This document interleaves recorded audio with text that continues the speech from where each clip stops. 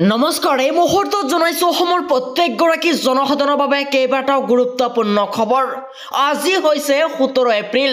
আজিৰ দিনটোত অসমৰ লগতে ভাৰতবৰ্ষৰ বিভিন্ন প্ৰান্তৰ পৰা কেইবাটাও গুৰুত্বপূৰ্ণ খবৰ। এই মুহূৰ্তত জনাইছো আমাৰ প্ৰথম নম্বৰ খবৰটোলৈ। আমাৰ প্ৰথম নম্বৰ খবৰত আছে ডাঙৰ খবৰ, উচ্চতৰ মাধ্যমিক চূড়ান্ত বৰ্ষৰ লাখ লাখ পৰীক্ষাৰ্থীৰ বাবে এটা ডাঙৰ খবৰ। 7 বিহুৰ পিছতে ঘোষণা হ'ব উচ্চতৰ মাধ্যমিকৰ ফলাফল। এপ্ৰিলৰ শেষত ঘোষণা হ'ব উচ্চতৰ মাধ্যমিকৰ চূড়ান্ত বৰ্ষৰ পৰীক্ষাৰ ফলাফল। মুখ্যমন্ত্ৰী ডক্টৰ হিমন্ত বিশ্ব শৰ্মাৰ এইবাৰ ডাঙৰ ঘোষণা। উচ্চতৰ মাধ্যমিক চূড়ান্ত বৰ্ষৰ লাখ লাখ পৰীক্ষাৰ্থীৰ বাবে এইবাৰ ডাঙৰ খবৰ। 7 বিহুৰ পিছতে ঘোষণা হ'ব এইবাৰ উচ্চতৰ মাধ্যমিকৰ ফলাফল। এপ্ৰিলৰ শেষত ঘোষণা হ'ব উচ্চতৰ মাধ্যমিকৰ চূড়ান্ত বৰ্ষৰ পৰীক্ষাৰ ফলাফল। মুখ্যমন্ত্ৰী ডক্টৰ হিমন্ত বিশ্ব শৰ্মাৰ এইবাৰ ডাঙৰ ঘোষণা। এই মুহূৰ্তত জনাইছো আমাৰ দ্বিতীয় নম্বৰ খবৰটোলৈ। আমাৰ দ্বিতীয় নম্বৰ খবৰতে আছে ডাঙৰ খবৰ, আহি গৈছে প্ৰচণ্ড বৰষুণ। ঠায়ে ঠায়ে হ'ব প্ৰচণ্ড শিলা বৰষুণ।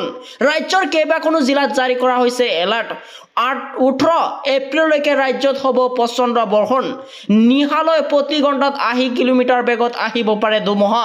কাৰ্বি আংলং, গোলাঘাট, শিৱসাগৰ, মাজুলী, যোৰহাট, চৰাইদেউ জিলাত অৰেঞ্জ এলাৰ্ট জাৰি কৰা হৈছে। ডিব্ৰুগড়, তিনিচুকীয়া, হোজাই, পশ্চিম কাৰ্বি আংলং, কৰিমগঞ্জ, কাছাৰ, ডিমা হাছাও, দক্ষিণ শালমাৰা, মানকাছাৰ, হাইলাকান্দি, ধুবুৰী, ধেমাজি, নগাঁও, নলবাৰী আৰু বঙাইগাঁও, বৰপেটা, মৰিগাঁও, কামৰূপ গ্ৰাম্য, কামৰূপ মহানগৰ, কোকৰাঝাৰ, গোৱালপাৰাৰ লগতে দৰঙত য়েল্লো এলাৰ্ট জাৰি কৰা হৈছে। এই মুহূৰ্তত জনাইছো আমাৰ তৃতীয় নম্বৰ খবৰটোলৈ। আমাৰ তৃতীয় নম্বৰ খবৰতে আছে ডাঙৰ খবৰ, এতিয়াৰ পৰা ৰাজ্য চৰকাৰৰ সকলো অধিসূচনা জাৰি হ'ব অসমীয়াত।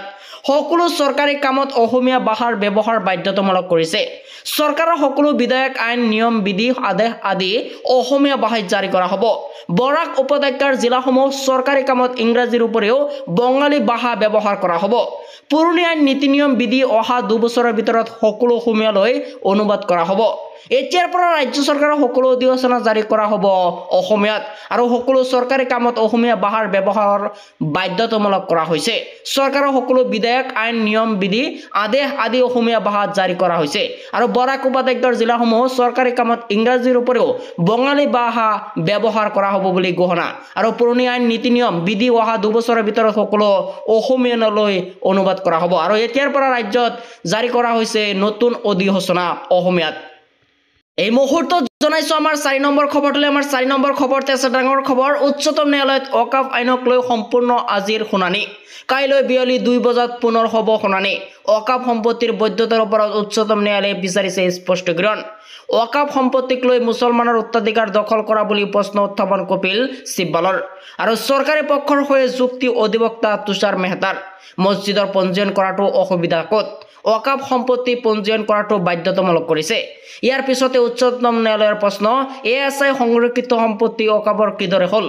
চৰকাৰে যদি কোনো ভূমি অধিগ্ৰহণ কৰে তেতিয়া কি হ'ব বুলিও প্ৰশ্ন উচ্চতম ন্যায়ালয়ৰ।